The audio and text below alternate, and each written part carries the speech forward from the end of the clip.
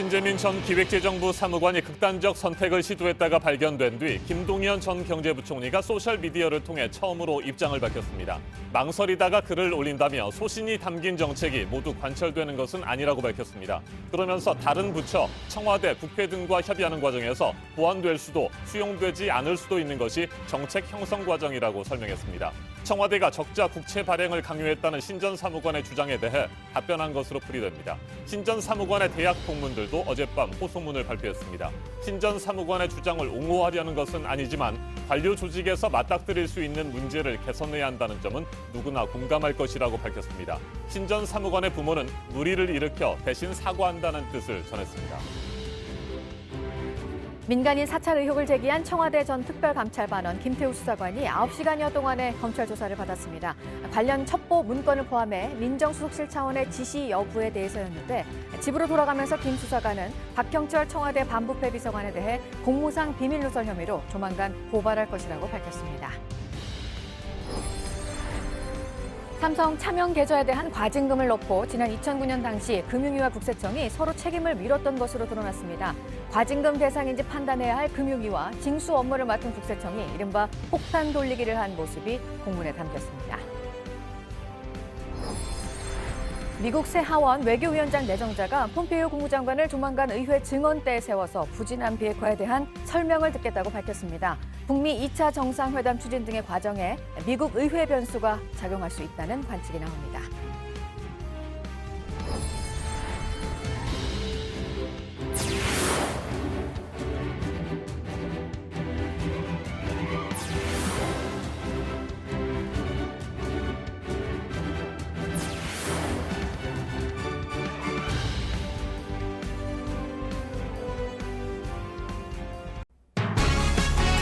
김동연 전 경제부총리가 어제 저녁 기획재정부 신재민 전 사무관과 관련된 일련의 사태들에 대해 처음으로 입장을 밝혔습니다. 소셜미디어에 올린 글을 통해 극단적 선택을 시도한 신 전 사무관에 대한 걱정과 무사해서 다행이라는 마음을 전했습니다. 그러면서 소신과 정책의 종합적이고 합리적인 조율은 다른 문제라고 밝혔습니다. 신 전 사무관의 충정을 이해하지만 소신이 담긴 정책이 모두 관철되는 것은 아니라고 덧붙였습니다. 네, 신 전 사무관은 극단적 선택을 암시하는 글을 남기고 잠적했다가 발견이 돼서 현재 병원에 있는 상황입니다. 신 전 사무관의 지인들은 관련해서 가짜 뉴스들이 범람하고 있다며 소모적 논쟁을 멈출 것을 부탁하는 호소문을 냈습니다.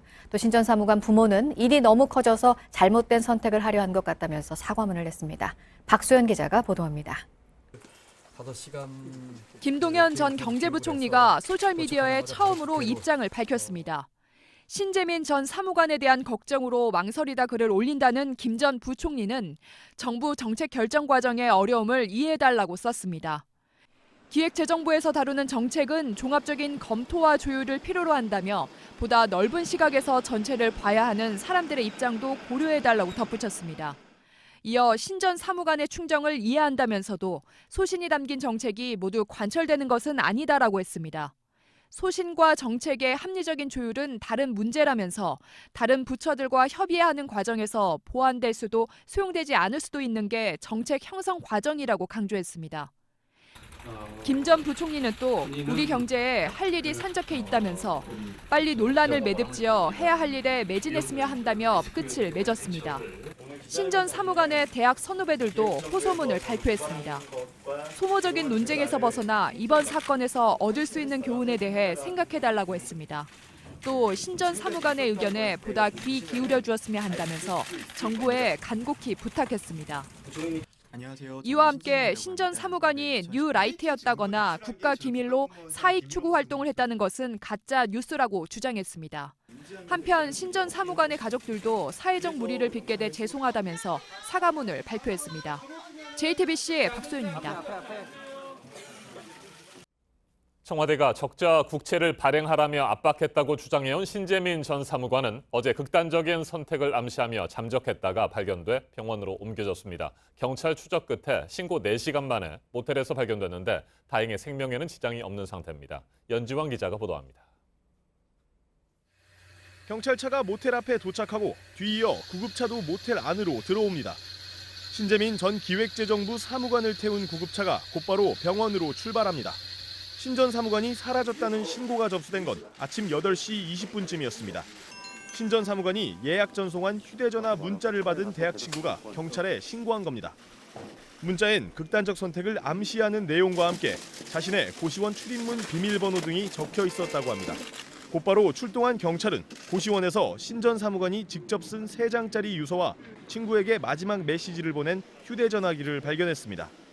경찰은 추적 끝에 신고 4시간 만에 인근 모텔에서 신 전 사무관을 발견했습니다. 신 전 사무관은 지난 2일 오후 3시 서울 역삼동에서 기자회견을 한 뒤 고시원으로 돌아왔고 이후 자정이 넘은 시각에 투숙한 것으로 알려졌습니다. 경찰은 신 전 사무관이 극단적 선택을 시도했지만 발견 당시 의식이 있는 상태였다고 밝혔습니다. JTBC 연지환입니다. 신재민 전 사무관은 실종 신고 4시간여 만에 발견됐습니다. 경찰이 서울 시내 곳곳을 살폈고 모텔에 인터넷 IP 주소를 추적해 신 전 사무관을 찾아냈습니다. 실종 신고부터 발견까지 당시 긴박했던 상황을 최승기 기자가 정리해드립니다. 신재민 전 기획재정부 사무관의 실종 신고가 경찰에 접수된 지 약 20분 뒤 경찰이 주거지인 서울신림동 고시원에 도착했습니다. 하지만 신 전 사무관은 없었습니다. 서울경찰청은 서울시내경찰서 서장들에게 일제히 신 전 사무관을 찾으라는 지시를 내렸습니다. 관할서인 관악경찰서뿐 아니라 인근경찰서 여성청소년수사팀과 강력팀 등이 동원됐습니다. 경찰은 고시원 인근 CCTV는 물론 수신 가능성을 감안해 한강다리 주변 등을 확인하면서 추적에 나섰습니다. 한때 실종자가 신 전 사무관과 동명이인이라는 인터넷 보도가 나오면서 혼선이 빚어지기도 했습니다. 결정적 단서는 오전 11시 19분쯤 고려대 커뮤니티에 올라온 신 전 사무관이 쓴 것으로 추정되는 글이었습니다. 글쓴이는 지금 모텔에 있다면서 그냥 나라가 좀 더 좋아지길 바랐을 뿐이었다고 썼습니다. 경찰은 이 글의 인터넷 IP 주소를 추적하고 인근 CCTV를 확인했습니다. 그리고 오후 12시 40분쯤 서울 봉천동의 한 모텔에서 신 전 사무관을 발견했습니다. JTBC 최승기입니다. 청와대 특별감찰반의 민간인 사찰 의혹을 제기한 김태우 수사관이 어제 검찰에서 9시간가량 조사를 받고 집으로 돌아갔습니다. 김 수사관은 조사를 받고 검찰청사를 나오면서 공무상 비밀 누설 혐의로 박형철 반부패 비서관을 고발하겠다고 말했습니다. 공다솜 기자가 보도합니다. 김태우 수사관이 9시간가량의 조사를 마치고 서울 동부지검에 나옵니다. 차후에 더욱더 조사에 협조해서 진실을 밝힐 수 있도록 많이 노력하겠습니다. 김 수사관은 청와대 민간인 사찰 의혹과 관련해 자유한국당이 고발한 사건의 참고인 신분으로 조사를 받았습니다. 앞서 김 수사관은 청와대의 감찰 방식에 문제의식을 느껴 폭로에 나섰다고 주장했습니다. 검찰은 김 수사관을 상대로 관련 첩보를 생산한 경위와 윗선의 지시 여부 등을 캐물은 것으로 전해졌습니다. 김 수사관은 박형철 반부패 비서관을 공무상 비밀누설 혐의로 고발하겠다고도 덧붙였습니다. 박형철 비서관에 대한 고발장은 언제 제출할 계획이십니까? 네, 조만간요. 검찰은 김 수사관에 대한 조사를 일단락한 후 이인걸 전 특감반장 등에 대한 소환 여부도 검토할 방침입니다. 이와 별개로 청와대가 김 수사관을 공무상 비밀누설 혐의로 고발한 사건을 수사 중인 수원지검도 김 수사관을 조만간 소환할 것으로 보입니다. JTBC 공다솜입니다. 2차 정상회담에 대한 의지를 북한과 미국 정상 모두 표명을 한 상황에서 회담 추진에 속도가 붙을지 지금 관심이 집중되고 있는데요. 여기에 미국 의회 변수가 또 영향을 미칠지도 주목이 됩니다. 미국 새 하원 외교위원장 내정자가 조만간 폼페이오 국무장관을 의회로 불러서 북한 비핵화 관련 정책들이 왜 지지부진한지 묻겠다고 했습니다. 트럼프 대통령의 대북 정책에 대한 대대적인 견제를 예상하게 하는 부분입니다. 조민중 기자입니다. 엥겔 하원 외교위원장 내정자가 북한 비핵화의 부진에 대해 폼페이오 장관의 증언을 들을 것으로 전해졌습니다.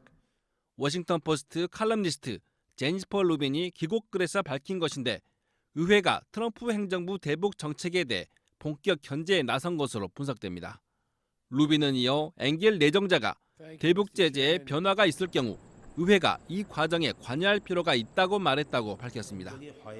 김 위원장의 신년사에 대해서도 엥겔 내정자는 북한이 트럼프 행정부의 방식으로 비핵화에 헌신하지는 않고 있다는 것이 드러났다고 주장했습니다. 이에 따라 일단 하원 차원에서 청문회 등을 포함해 트럼프 행정부의 대북 정책에 대한 관리 감독이 본격화될 것으로 보입니다. 루비는 또 북한의 위장 비핵화에 폼페이오 장관이 가담해 왔다면서 트럼프 대통령이 대북 외교 실패를 인정하고 최대 압박으로 다시 돌아가야 한다고 주장했습니다. JTBC 조민주입니다.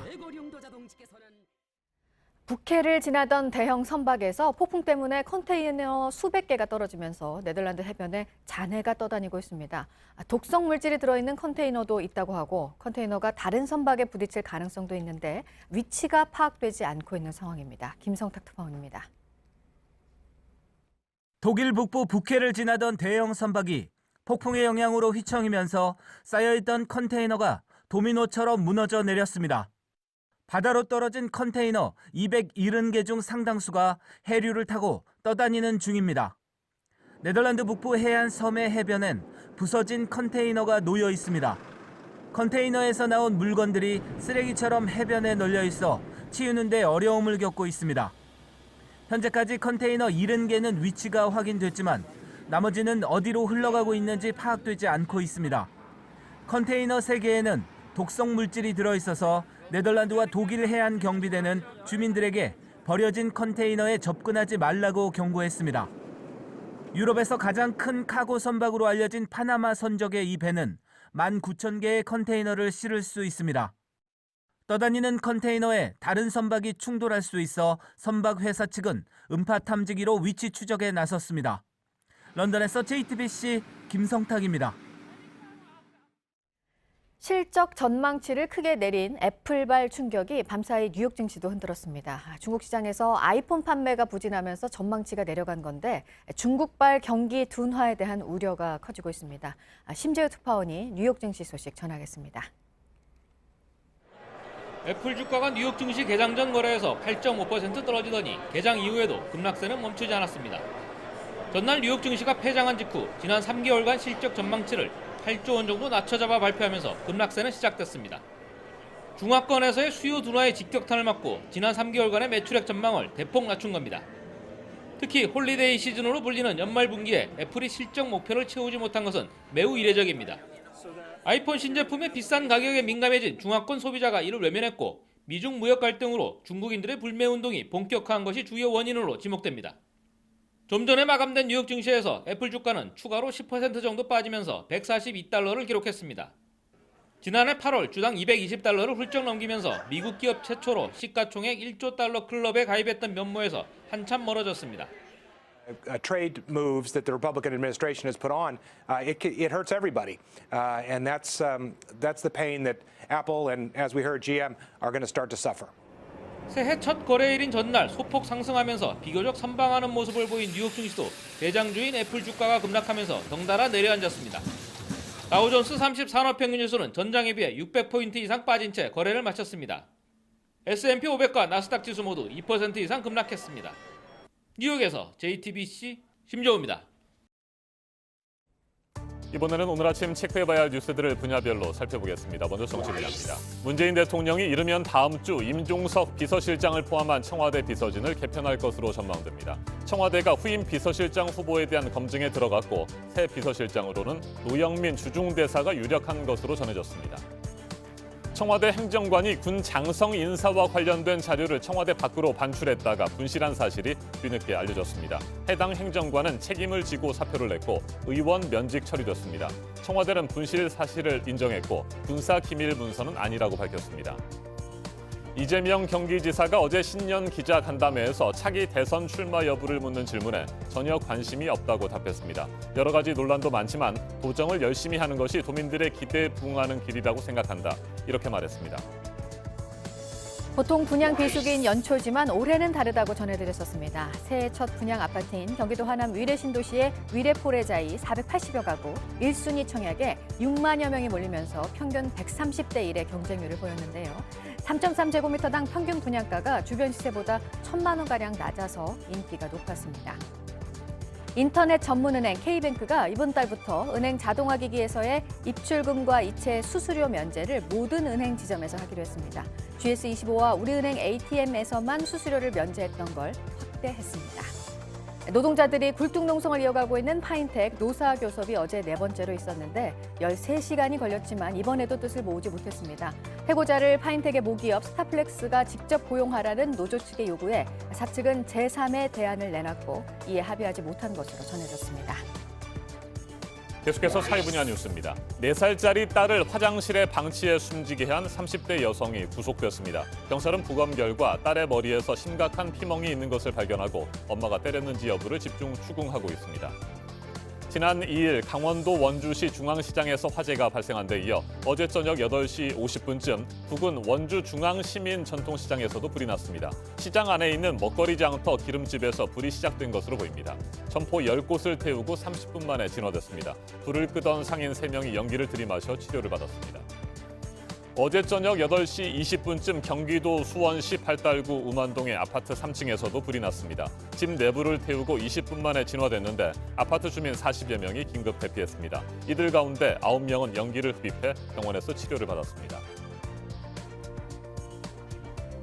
뮤지컬이나 연극 같은 공연들도 영화처럼 박스오피스 집계가 앞으로는 가능해질 것 같습니다. 공연 제작사나 공연장 운영자가 관람 인원 등의 정보를 전산망에 의무적으로 보내야 하는 공연법 일부 개정 법률이 오는 6월부터 시행됩니다. 3.1 운동 직후 상하이로 망명해서 독립운동에 뛰어들었다가 30살 젊은 나이에 세상을 떠난 김태현 지사의 유해가 사후 98년 만에 고국으로 돌아올 수 있을 것으로 보입니다. 최근 중국 정부가 상하이 외국인 묘역에 있는 김 지사의 유해를 한국에 봉환할 수 있다는 뜻을 알려왔습니다. 3.1운동 100주년을 맞는 간송미술관 특별전 대한콜렉션이 오늘부터 서울 동대문 디자인 플라자에서 열립니다. 간송 전영필 선생이 일제강점기 전 재산을 쓰며 지켜낸 문화재 60여 점을 만날 수 있습니다. 수능을 마친 고3 학생 10명이 펜션 보일러에서 누출된 일산화탄소에 중독돼서 3명이 숨진 사건, 경찰이 오늘 수사 결과를 내놓습니다. 보일러 연통이 왜 어긋나 있었는지 국가수 감정이 실시됐고요. 실험을 통해서도 원인 조사를 해왔습니다. 추모가 이어지고 있습니다. 진료 중에 환자가 휘두른 흉기에 찔려서 숨진 고 임세원 교수의 발인식이 오늘 있습니다. 잠시 뒤 7시 반부터 진행이 됩니다. 가짜뉴스와의 전쟁을 선포한 유시민 노무현 재단 이사장이 오늘 팟캐스트 첫 방송을 시작합니다. 문정인 통일외교안보특보가 첫 초대 손님으로 나와서 남북 북미 관계 현안을 놓고 얘기를 할 예정입니다. 지금까지 분야별로 오늘 눈여겨봐야 할 뉴스들 체크해드렸습니다. 이어서 날씨 정보 알려드립니다. 온화한 서풍이 불어오면서 한파는 다소 주춤합니다. 하지만 그 틈을 타고 미세먼지 농도가 높아져서 주의하셔야겠는데요. 수도권 등 중부지방과 전북에서 일평균 나쁨 단계 예상되고 밤부터는 중국발 스모그까지 유입되면서 강원 영동과 경북에서도 먼지 농도가 오르겠습니다. 추위의 기세가 약해졌다고는 하지만 겨울은 겨울입니다. 경기 북부와 강원 영서, 또 충북과 경북 일부 지역에 여전히 한파주의보 발효 중이고요. 이 지역을 중심으로 영하 10도 안팎의 기온 보이고 있습니다. 옷차림 따뜻하게 하시기 바랍니다. 오후부터 제주에는 비나 눈 소식이 있습니다. 내일 새벽까지 계속되는데요. 비는 5에서 10mm, 눈은 산간 지역에 최고 5cm가 쌓이겠습니다. 그 밖에도 전남 해안에 밤부터 빗방울이 떨어지거나 약하게 눈이 날릴 수 있겠습니다. 낮 기온 어제보다 조금 오르면서 평년과 비슷하거나 약간 높겠습니다. 서울과 인천이 4도, 대전과 전주 5도, 대구와 광주는 6도로 예상됩니다. 북한도 낮 동안 대부분 영상권입니다. 평양은 최고 2도, 함흥은 7도까지 오르겠습니다. 당분간 평균 이맘때와 비슷한 정도의 추위 이어집니다. 아침 저녁으로는 많이 쌀쌀해서 건강관리 잘 하셔야겠습니다. 기상정보였습니다.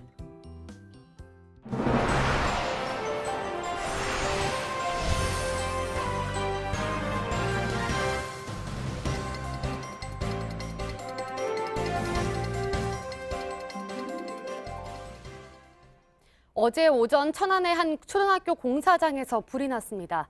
학생과 교사 900여 명이 신속하게 대피해 인명피해는 없었습니다. 정영재 기자가 보도합니다. 불꽃과 함께 철근 더미가 무너져 내립니다. 오, 뜨거워. 어제 오전 9시 30분쯤 충남 천안 차암초등학교 증축 공사장에서 불이 났습니다. 꽃이 너무 거세가지고 그 불 활활 타는 그런 소리, 막 아이들 막 놀래서 막 소리 지르는 그런 것들이 막 뒤섞여서. 건물 안에선 학생과 교사 900여 명이 수업 중이었습니다. 하지만 평소 화재 훈련을 했던 대로 후문으로 침착하게 대피해 다친 사람은 없었습니다. 방송에서 대피하라고 막 말했어요. 이렇게 가라고 했어요. 학생들이 수업 중이던 건물 복도 천장은 이렇게 검게 그을렸습니다. 교실로 들어가 보면 책상 위에 교과서와 학용품이 그대로 놓여 있는데요. 당시 긴박한 대피 상황을 알 수 있습니다. 창문 너머로 보면 불이 난 건물이 바로 옆에 있는데요. 대피가 조금이라도 늦었다면 큰 피해로 이어질 뻔했습니다. 이 학교는 교실 16개를 더 확보하기 위해 지난해 4월부터 증축 공사를 하고 있었습니다. 소방당국은 5층에서 용접 작업 중 튄 불꽃이 2층 단열재에 옮겨 붙은 것으로 보고 있습니다. 불은 40분 만에 꺼졌지만 새 학기에도 빡빡한 교실 사정을 견뎌야 할 형편입니다. 학교는 먼저 방학에 들어가고 건물 안전 진단을 할 예정입니다. 어젯밤 11시 40분쯤 부산의 한 주점에서도 불이 나 건물 2개 층이 탔습니다. 경찰은 밖에서 터뜨린 폭죽 불티가 옮겨 붙은 것 같다는 진술을 확보해 조사하고 있습니다. JTBC 정영재입니다. 강원도 양양에선 산불 진화 작업이 공식적으로 끝난 뒤에도 긴장의 불씨가 여전합니다. 바람만 불면 되살아나는 연기와 불씨를 쫓아다니느라 진화대원도 주민들도 산에서 눈을 떼지 못하고 있습니다. 양양 산불 현장의 하루를 조승현 기자가 따라가 봤습니다.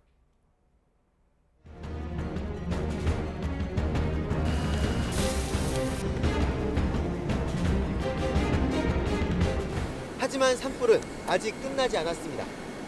잔불 정리가 끝나고 12시간이 지난 어제 새벽, 산 꼭대기가 다시 붉게 타오릅니다. 차량은 접근할 수 없는 위치, 산불 진화대원들은 애가 탑니다.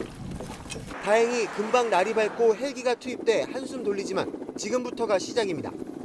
불씨를 잡으려면 깎아지른 절벽을 안전장비도 없이 내려가야 합니다. 바닥에서 계속 피어오르는 연기에 잠시도 맘 편히 쉴 수 없습니다. 조금 전 진화대원들이 다녀간 곳입니다. 물을 잔뜩 뿌려서 겉보기엔 불이 모두 꺼진 걸로 보였는데요. 하지만 이런 돌틈에서 조금만 땅을 긁자 연기가 다시 피어오릅니다. 주불 진화 완료 이후가 지금 시간적으로는 더 오랜 시간을 소비하게 되는 상황이거든요. 이렇게 불씨가 살아나 큰 불로 번진 것만 모두 3차례입니다. 지난 밤을 뜬 눈으로 지새운 주민들은 꺼진 불도 다시 보느라 걱정이 태산입니다. 이제 다 껐다고 안심을 했는데 이렇게 또 쏙 올라가니까 남은 불씨는 일주일이 지나도 다시 발화할 수 있어 양양에선 긴장 상태가 계속되고 있습니다. JTBC 조승현입니다. 또 음주운전 관련 소식입니다. 이번에는 화물차 운전자에게 술을 판 식당 얘기입니다. 고속도로 바로 옆에서 10년 넘게 비밀 영업을 해오다 적발됐습니다. 윤두열 기자입니다. 식당 안에 손님이 가득합니다. 테이블엔 벌써 소주 서너 병이 쌓여 있는데 연신 술잔을 기울입니다. 얼큰하게 취한 일행이 골목길을 따라 올라갑니다. 길 끝에는 문경 휴게소가 있습니다. 이 식당 이용객은 대부분 화물차 운전자들입니다. 인근에 사는 직원들이 밖에 차를 세우고 휴게소 안에 들어와서 일을 할 수 있도록 만든 임시 출입문입니다. 그런데 이렇게 훤히 열려 있으니 누구나 왔다 갔다 할 수 있는데요. 이곳을 통과해서 조금만 내려가다 보면 아래쪽에 술을 파는 식당이 보입니다.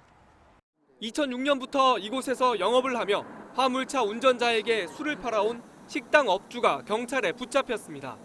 운전을 할 걸 알면서도 술을 팔았기 때문입니다.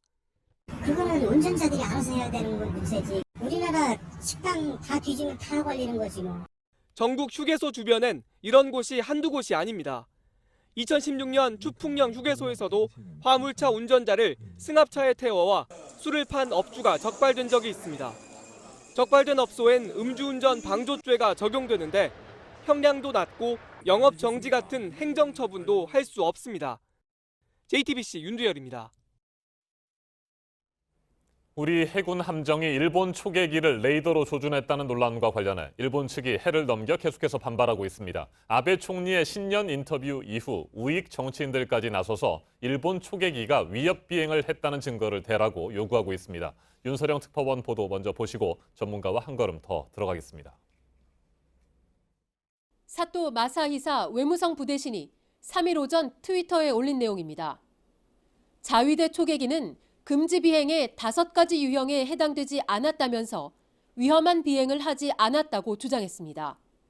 야마다 히로시 방위성 정무관도 자위대기가 저공 비행을 했다는 증거를 대라고 주장했습니다.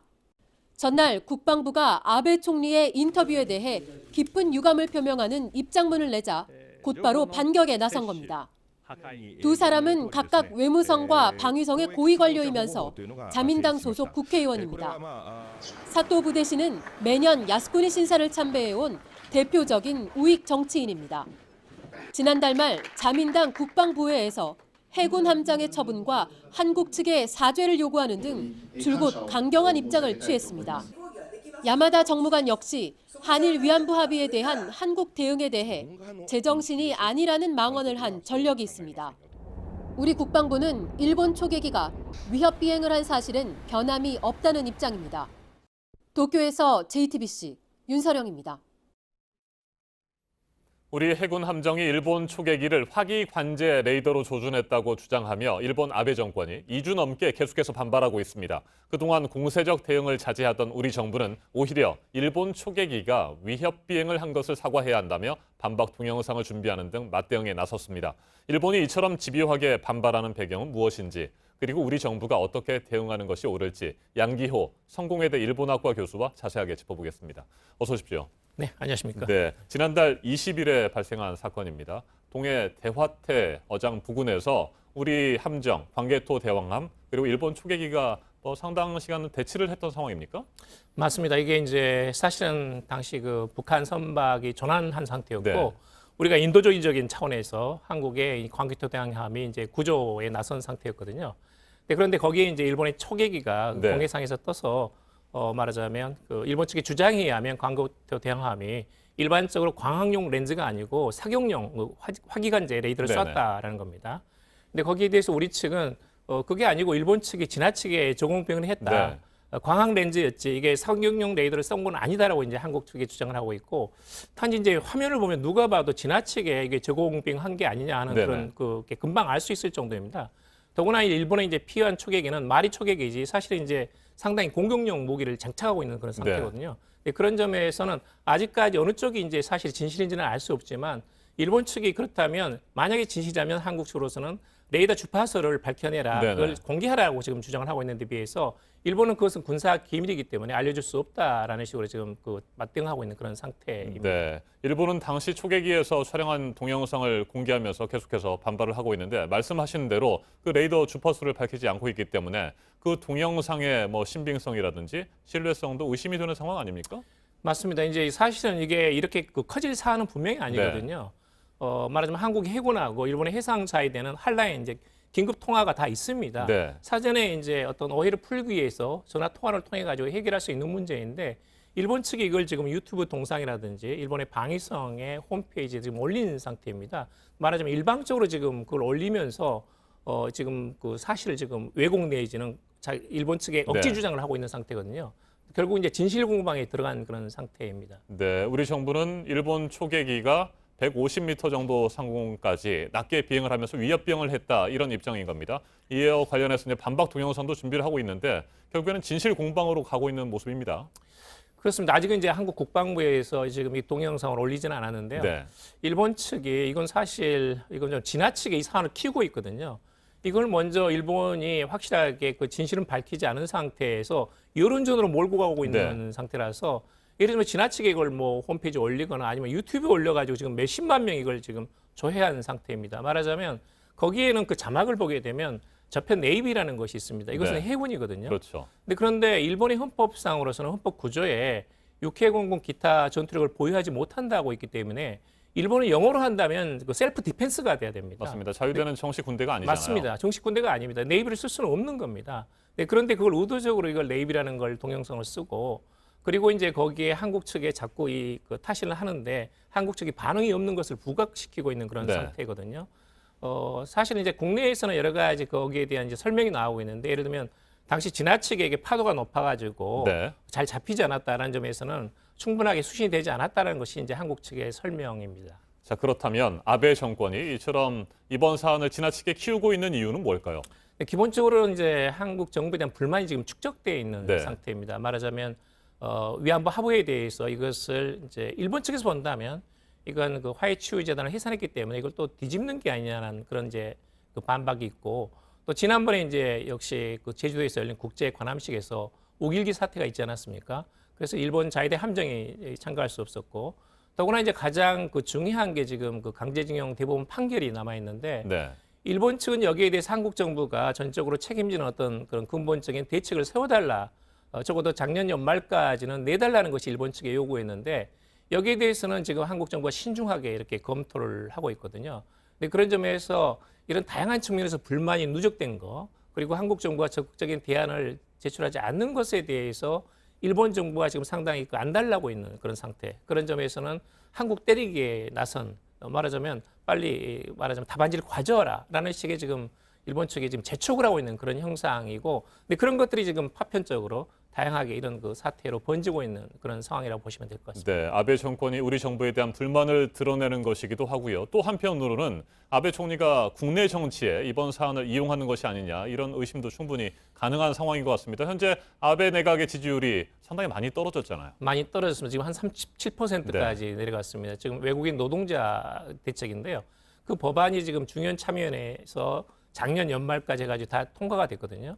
그런데 사실은 일본 사람들 별로 이민에 대해서는 상당히 부정적인 그런 인식을 가지고 있는데, 이걸 이제 5년 안에 35만 명을 갑자기 데리고 오겠다는 겁니다. 네. 근데 일본 아베 노믹스가 상당히 지금 그 떨어진 상태입니다. 약발이 떨어져 가지고 일본 국내에서 상당히 아베노믹스에 대한 반발이 나오고 있고, 그리고 이제 이것을 좀 무리하게 지금 법률안을 통과시킨 부분이 있고 하다 보니까, 말하자면 일본에서 어떤 식으로 그 외부에서 어떤 그 쟁점을 만들어내 가지고 말하자면 아베 정권의 어떤 관심사를 돌리려는 그런 부분이 없지 않아 있습니다. 네, 국민들의 불만이라든지 여러 가지 맞습니다. 비판들을 피하려고 하는 그런 의도일 맞습니다. 가능성이 지금 이제 있는 거죠. 방위대강에서 네. 예를 들면 이제 항공모함 2척을 앞으로 이제 본격적으로 만든다든지, 이런 부분에서 방위비 증액에 대해서 일본 국민들도 약간 저항하는 측면이 있거든요.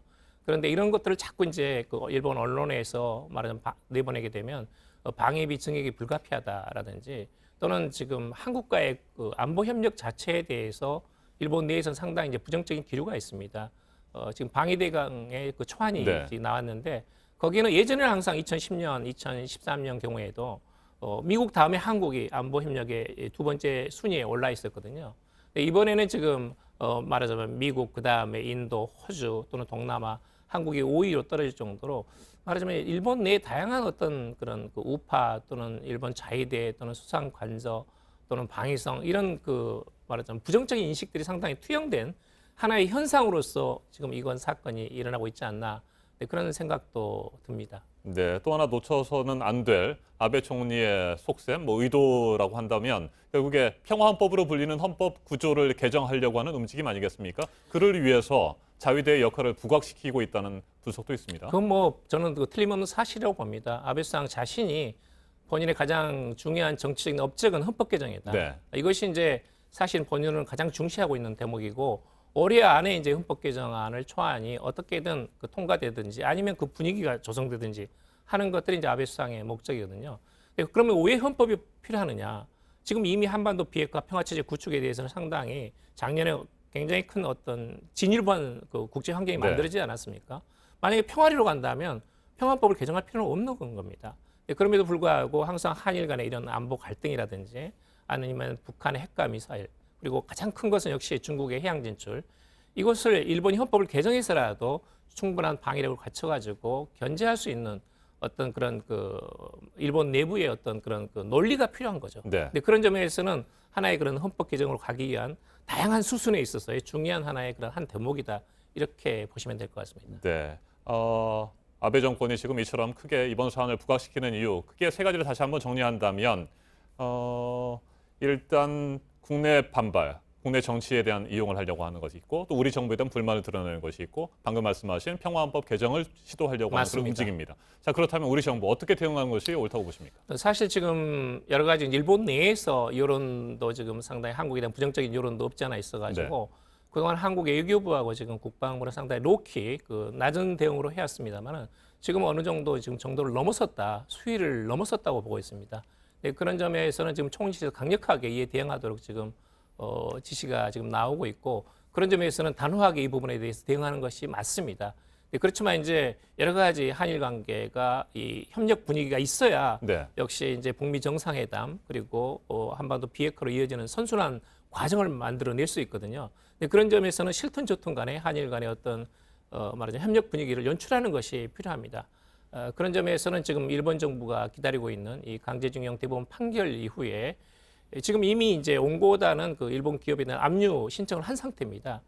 그것은 일본 내부에서는 이건 뭐 좌우를 떠나가지고 1965년에 한일 청구권 협정 체제를 한국 측이 부정하는 거 아니냐에 대해서는 강력하게 지금 반발하고 있는 그런 상태거든요. 근데 거기에 대해서는 역시 이제 피해자 그리고 지원단체 또 여러 가지 이제 국내적인 파장까지 고려해가지고 가장 현명한 어떤 그 대책을 가능하면 빠른 시일 내에 제출하는 것이 하나의 이런 말하자면 열띤 분위기 또는 악화된 분위기를 또 한번 이제 돌릴 수 있는 중요한 어떤 분기점을 만들어낼 수 있는 그런 대책이라고 봅니다. 그런 것들이 이제 이런 당사자들, 관계자들의 많은 어떤 소통을 통해 가지고 만들어지고 그것들이 한일 간에 공유되는 그리고 이제 적어도 바람직하기로는 아무튼 제2차 북미 정상회담이 금년 봄에도 실현이 되고 또 이제 김정은 위원장의 서울 답방 같은 것도 포함해 가지고 한반도 평화 체제로 분위기가 전환이 된다면 일본 측도 제가 보기로는 따라올 것이다. 그 부분에 대해서는 너무 비관할 필요가 없다라는 걸 좀 말씀드리고 싶습니다. 알겠습니다. 여기까지 듣겠습니다. 양기호 교수님 말씀 잘 들었습니다. 네, 감사합니다. 일제 강제징용 피해자들이 전범기업 신일철주금의 한국 자산을 대상으로 압류 절차를 시작했죠. 이르면 앞으로 한 달 안에 그 결과가 나올 것으로 보입니다. 이런 가운데 일본 외무성 관계자는 자국 기업에 손해가 발생하면 대응 조치를 취할 수밖에 없다고 일본 매체에 밝혔습니다. 일본 내 한국 기업에 상응하는 조치를 취할 수 있다는 관측도 나오는데 법률 전문가들은 일본 측의 대응이 현실성은 없다고 진단했습니다. 백종훈 기자가 보도합니다. 강제징용 소송 대리인단은 일본 측에 지난해 12월 24일까지 배상을 하라고 요구했습니다. 하지만 신일철 주금은 협조하지 않았습니다. 이에 따라 대리인단은 지난해 말 포스코와 신일철 주금이 합작한 회사인 P&R 주식 압류를 신청했습니다. 신일철 주금이 지분 30%, 약 110억 원어치를 갖고 있습니다. 법조계에서는 한 달 내로 압류 결정이 나올 것으로 보고 있습니다. 일본 측은 즉각 반발했습니다. 외무성 관계자는 자국 기업에 손해가 있을 경우 대응 조치를 할 수밖에 없다고 아사히 신문에 밝혔습니다. 앞서 고노다로 외무상은 국제재판을 포함한 수단을 취할 준비가 돼 있다고 말한 바 있습니다. 일본 내 한국 기업에 대응 조치를 할 수 있다는 우려가 나오는 이유입니다. 국제법 전문가들은 이런 조치는 현실성이 없다고 밝혔습니다. 송기호 변호사는 강제징용의 경우 개인과 기업 간의 민사소송으로 국제사법재판소에서 다룰 사건이 아니라고 말했습니다. 또 일본 정부가 일본 내 한국 기업에 대해 대응 조치를 하는 것은 법적 근거가 없어 불가능하다고 설명했습니다. JTBC 백종훈입니다. 10년 만에야 부과가 된 삼성 차명계좌에 대한 과징금 관련 소식입니다. 차명계좌도 실명계좌라서 과세할 필요가 없다는 유권 해석이 담긴 금융위원회 공문은 삼성의 과세를 계속 막아준 방어막이 됐는데요. 그런데 이 과징금과 관련해서 지난 2009년 당시에 금융위원회와 국세청이 서로 책임을 떠넘기려 했던 것으로 드러났습니다. 서복현 기자입니다. 2008년 4월 삼성특검은 1000개가 넘는 이건희 회장의 차명 계좌를 발표했습니다. 1년 뒤인 2009년 10월 경제개혁연대는 금융실명제에 따라 차명 계좌에 과징금이 징수됐는지 묻습니다. 안 됐다면 금융위 판단은 뭔지 의견을 달라고도 했습니다. 금융위는 국세청에 경제개혁연대의 질의서를 그대로 넘기며 과징금을 징수했는지 확인을 요청했습니다. 국세청은 유독 특검 발표가 있던 2008년부터는 삼성뿐 아니라 다른 어떤 곳에서도 차명 계좌에 대한 과징금을 받지 않은 상태였습니다. 국세청은 다시 금융위에 답을 달라고 합니다. 2009년 11월 16일 국세청의 공문입니다. 이건희 회장의 차명 계좌가 과징금 대상인지 금융위가 조속히 회신하라고 돼 있습니다. 그러자 금융위는 하루 만에 국세청에 그리고 경제개혁연대에는 이보다 보름 뒤에 과징금 대상이 아니라고 각각 답을 했습니다. 명의자의 주민등록번호만 확인되면 실명 전환이나 과징금 대상이 아니다. 즉 차명계좌도 실명 계좌라는 취지의 해석과 함께였습니다. 과징금 대상인지 판단해야 할 금융위, 징수 업무를 맡은 국세청이 삼성 앞에서 우왕좌왕하며 책임을 넘겼던 모습이 오고 간 공문에 고스란히 담겼던 겁니다. 삼성의 차명계좌에 대한 과징금은 지난해 법제처가 과징금 대상이 맞다고 판단하면서야 10년 만에 부과됐습니다. 금융위원회 2009년도에 잘못된 과징금에 대한 유권 해석이 금융정의, 조세정의를 실현하는데 아주 큰 장애물로 작동하고 있었다고 하는 건 분명합니다. JTBC 서복현입니다. 박승춘 전 보훈처장이 고엽제 때문에 암에 걸렸다며 유공자 신청을 했는데 보훈처가 이를 6달 동안 보류했다는 보도가 어제 있었습니다. 그 이유가 지난 정부 사람으로 미운 털이 바뀌어서라는 지적도 있었는데 보훈처가 사실과 다른 부분이 있다면서 반박을 했습니다. 유선희 기자입니다. 박승춘 전 보훈처장은 지난해 7월 서울 북부보훈지청에 자신을 유공자로 인정해달라고 신청했습니다. 1971년 소대장 근무 시절 고엽제를 살포했는데 이 때문에 암에 걸렸다는 겁니다. 2달 뒤 신체 검사를 했고 다시 2달 뒤엔 상위 등급이 의결됐습니다. 그런데 보훈처는 의결 직후 유공자 심사를 보류하고 상위 등급을 의결한 지청을 감사했습니다. 이를 두고 일부 언론에서 적폐몰이라는 주장이 나왔습니다.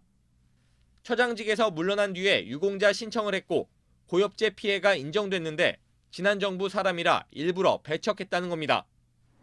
보훈처는 규정대로 했다고 반박했습니다. 전직이든 현직이든 보훈 공무원 심사는 외부 심사위원 위주의 별도 심사위가 해야 하는데 지청이 이를 어기고 일반 심사를 했다는 겁니다. 보훈처 차장이 책상을 나르다 디스크가 터졌다면서 유공자가 됐다가 적발된 2007년 가짜 유공자 사건으로 생긴 규정입니다. 보훈처는 6개월째 보류됐다는 것도 틀린 주장이라고 밝혔습니다. 지난해 11월 이후 1개월여 정도 보류했고 그동안 규정에 맞는 심사위 구성을 준비해왔다고 설명했습니다. JTBC 유선입니다.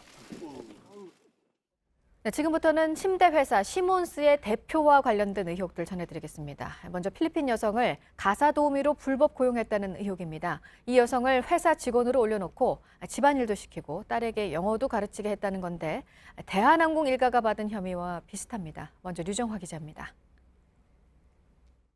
필리핀 여성 A씨가 지난 2011년에 작성한 근로계약서입니다. 국내 2위의 시몬스 침대에서 해외 마케팅팀 직원으로 일한다고 돼 있습니다.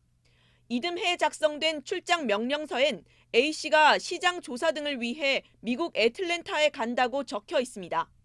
하지만 실상은 달랐다는 의혹이 제기됐습니다. A씨가 후임 도우미를 위해 썼다는 업무 인수인계 문서엔 자신이 본사 대표인 안모 씨 집에 살면서 초등생 딸에게 영어를 가르치고 집 청소나 빨래를 했다고 돼 있습니다. A씨와 같이 일했다는 다른 도우미에 따르면 애틀랜타 출장도 안 씨 딸의 미국 연수를 따라간 거라고 합니다. 미국 가고 일하면 같이 따라가고 그렇게 하게 됐죠. 캐나다 갔죠. 주로 영어에 간단히 영어 얼마 다른다고요. A씨는 도우미 일을 그만둘 때까지 회사 돈으로 급여를 받은 것으로 파악됩니다. 문서로 확인된 것만 1년간 2,900여만 원입니다. 취재진은 시몬스 침대 측의 입장을 들어보려 했지만 회사 측은 관련 서류를 확인해 보겠다는 답변을 반복하면서 더는 응답하지 않았습니다.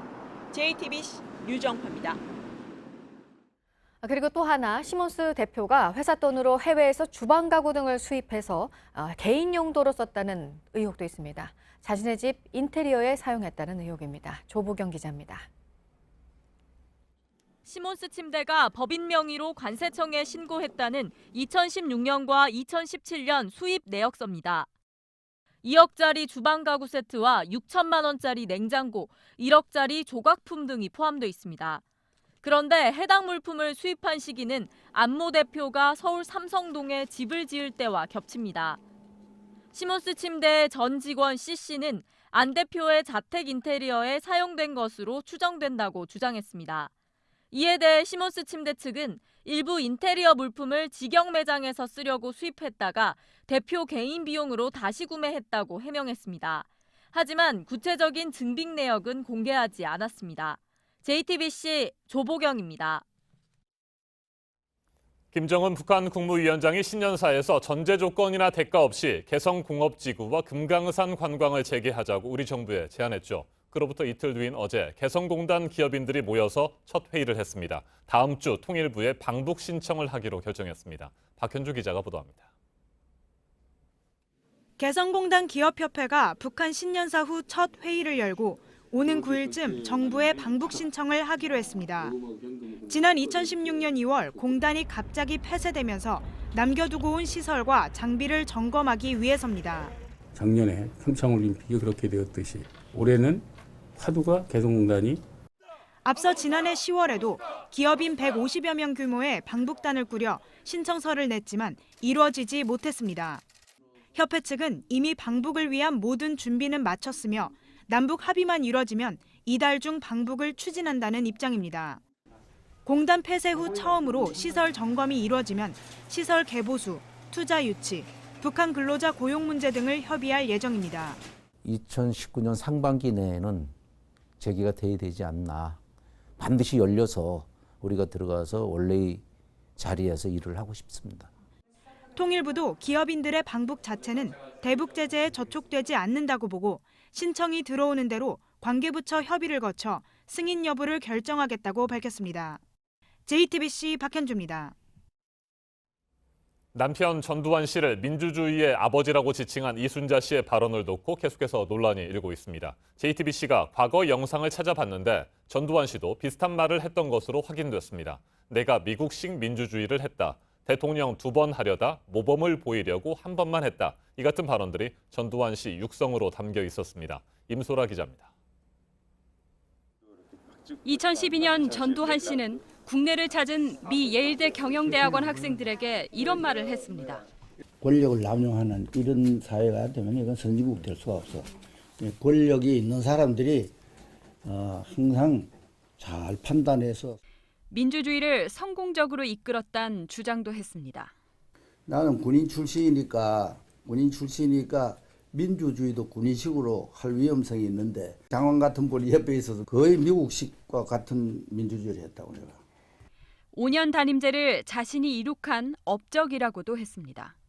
불란서식으로 7년 두 번 하려고 그러다가 내가 이제 7년을 딱 하고 시범을 보이고 모범적으로 한번 하고 그다음 내 후임 대통령들은 5년씩만 해라.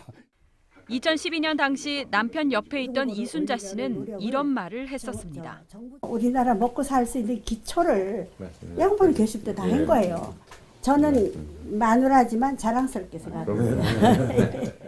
그래서 최근 이 씨의 발언이 실언이 아니라 확신이라는 지적이 나옵니다. 그러나 자유한국당은 전두환 씨가 민주주의의 아버지라는 이 씨의 말이 문제가 되지 않는다는 입장입니다. 아내가 남편에 대해서 뭐라고 이야기를 하겠습니까? 아내가 남편에 대해서 한 이야기인데 사사로운 이야기. 다만 김 위원장은 이 씨 발언이 국민 정서와는 동떨어져 있다고 덧붙였습니다. JTBC 임소라입니다.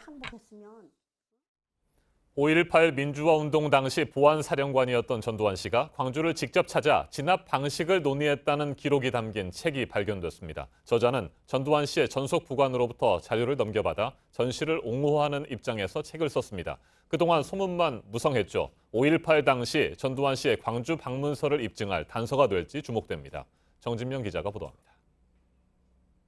소설가 고 청금성 씨가 1988년 1월 편에 12.6, 12.12 광주 사태 후편입니다. 소준열 정교사 사령관, 정호영 특전사령관 등이 대화를 하는 장면에서 현지로 내려온 전두환 보안사령관이라는 표현이 나옵니다. 5.18 민주화운동 기록관 측은 현지라는 말이 전 씨가 광주에 왔다는 것을 확인해주는 대목이라고 주장했습니다. 저자가 당시 전 씨의 전속 부관으로부터 대부분 보안사령부가 수집한 자료를 넘겨받아 쓴 내용이기 때문입니다. 기록관 측은 1980년 5월 21일 정교사령부 또는 광주 비행장에서 만나 진압 방식을 논의한 것으로 보고 있습니다. 지난 1995년 수사와 재판 과정에서 전 씨가 광주에 직접 갔다는 증언이 있었습니다. 하지만 뚜렷한 물증을 찾지 못했고 전 씨도 회고록에서 5.18 당시 광주 방문을 부인했습니다. JTBC 정진명입니다. 한강에 투신을 한 20대 여성이 물에 빠진 상태로 119에 전화를 해서 구조 요청을 했는데 이에 대한 대응을 두고 논란이 일고 있습니다. 물에 빠진 채 전화를 하는 게 대단하다며 마치 장난 전화처럼 여기는 당시 통화 내용이 공개가 됐는데요. 이 여성은 사흘 뒤에 숨진 채 발견됐습니다. 유족들은 수용하는 방법 등을 알려주는 성의 있는 대처가 없었다고 분노하고 있습니다. 이수진 기자입니다. 지난해 11월 27일 새벽 한강에 투신한 최모 씨는 119에 다급하게 전화를 걸었습니다. 한강이에요, 그거. 뭐가 한강이에요? 119 대원은 물에 빠진 채 전화하는 걸 못 믿겠다는 듯 묻습니다. 근데 지금 이렇게 말을 잘할 수가 있나요? 최 씨의 거듭된 구조 요청에도 재차 질문합니다. 내린 거예요. 뛰어내릴 거예요. 최 씨는 가쁜 숨을 계속 몰아쉬며 말을 이어갑니다. 강행군 아니에요. 하지만 119 대원의 대답은 비슷합니다. 아니, 좀 대단해서 말씀을 드린 거예요. 한강에서 수영하시면서 이렇게 전화까지 하는 거 보니까 대단해가지고. 결국 이 대원이 구조 출동 버튼을 누르면서 대원들이 출동했지만 최 씨를 찾지 못했고 사흘 뒤 한강에서 숨진 채 발견됐습니다. 유가족들은 적극적인 대처가 없었다고 울분을 터뜨렸습니다. 좀 버티고 있어라 하든지 아니면 수영할 줄 알면 좀 뭐 어떻게 뒤로 누워 생존 수영을 좀 하면 오래 견딜 수 있으니까 좀 그래라. 뭐 이런 정말 119 구급대원 같은 얘기는 하나도 없이 그냥 119 측은 신고 접수자의 태도가 무성의했다는 점을 인정한다면서도 투신자가 직접 신고를 하는 건 워낙 예외적인 상황이라고 했습니다.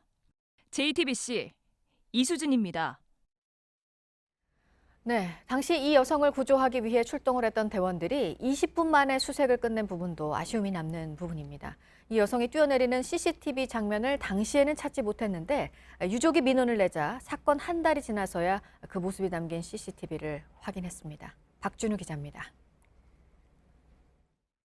사건 당시 구조대는 한강 다리의 남북단을 오가며 2바퀴가량을 돈 뒤 20분 만에 수색을 마쳤습니다. 보통 사람이 물에 빠진 게 명확하면 야간이라도 최대한 오래 수색하고 날이 밝은 뒤에도 수색을 재개하지만 그러지 않은 겁니다. 마포대교에는 모두 25개의 CCTV가 달려 있는데요. 소방은 출동 당시 최 씨가 뛰어내린 장면을 확인하지 못했습니다. 구조당국은 유가족이 민원을 제기하자 사건 한 달이 지난 12월 21일 뒤늦게 당시 장면을 확인했습니다. CCTV가 없다고만 생각하고 있었던 거죠. 소방에서 다시 한번 본 것 같아요, 자기들이 그거를. 그러다가 이제 발견한 것 같습니다.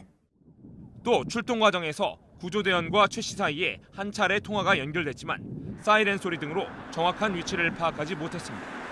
다리에는 투신 시도자의 움직임을 감지해 소방 측에 알리는 적외선 센서도 있었지만 역시 별다른 역할을 못했습니다. 구조당국은 출동 당시 신고가 들어오기 5분 전 분량까지 CCTV를 돌려봤지만 별다른 장면을 찾지 못했다는 입장입니다. 또 적외선 센서는 외부 요인으로 잘못 작동하는 경우도 있다고 해명했습니다. JTBC 박준우입니다. 네, 인류 최초로 달의 뒷면을 탐사하는 데 성공한 나라는 중국이었습니다.